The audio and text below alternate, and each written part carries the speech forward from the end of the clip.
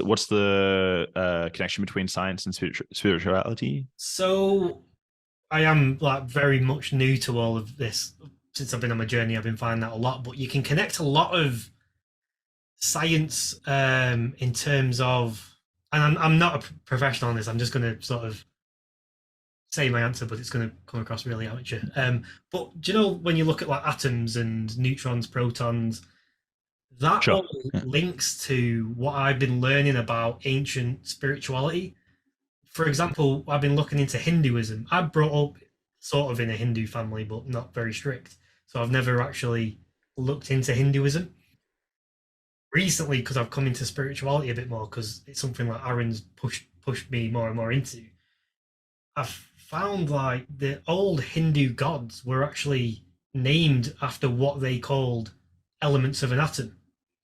So if Hmm. you look at Lord Shiva, I don't know which element of the Lord was named after, but it was named after part of a atom. So they've connected from what we call science today. They called it spirituality back then, Hmm.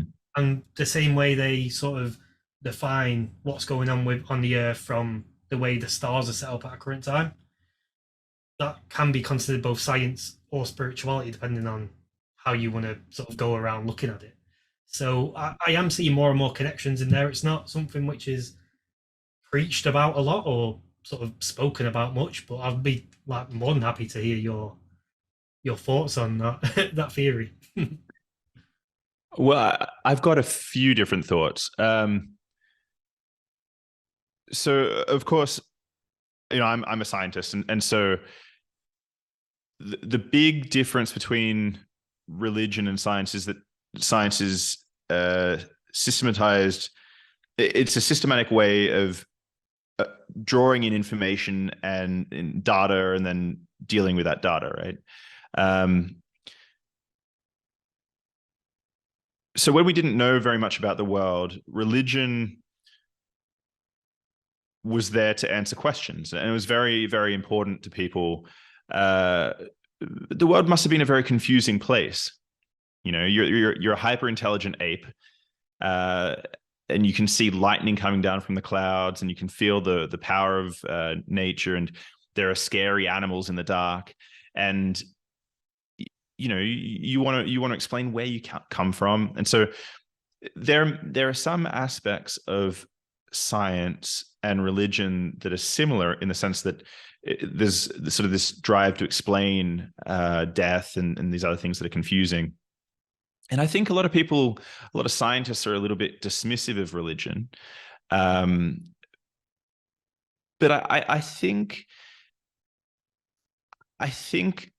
some of the dismissals that I've heard are sort of missing the point that religion was extraordinarily important in human history and our development, and there it's actually quite so. There's this, yeah. So I see that religion was in some sense a necessary step that humans went through, and science is these days somewhat separate from it. I would say I would say spirituality and science can coexist, but they're not necessarily, there's not some sort of one-to-one correspondence between the two. Um, Can you see sort of like you said, they're not like for like correspondence, but can you see on the sort of deep level that there is the possibility that science can connect with spirituality? sure, I think so. There's people say there are no religious scientists. Of course, that's completely false. I know many people who are religious and scientists. Um, yeah, I don't really know how to answer that question. You know, I think it's part of being human that you will give meaning to things. if we weren't the fact that we're communicating, right, it means we're able to, we're imagining GPT as a concept in this conversation. We don't have it directly in front of us. There's no other animals that we know of that are able to even do that small task, just conjure up these fictions fictions like money and things like this. Our whole society runs on a fiction, essentially. And that same ability. Now, I'm not calling spirituality and religion this sort of thing. I'm not going to jump in and call it fiction, but the same power that is in your brain that allows you to deal with concepts like money, it's those same tools and mechanisms that allow us to generate these sort of religious concepts. And there's something to that, right? In the sense that I grew up in sort of a Christian setting, let's say.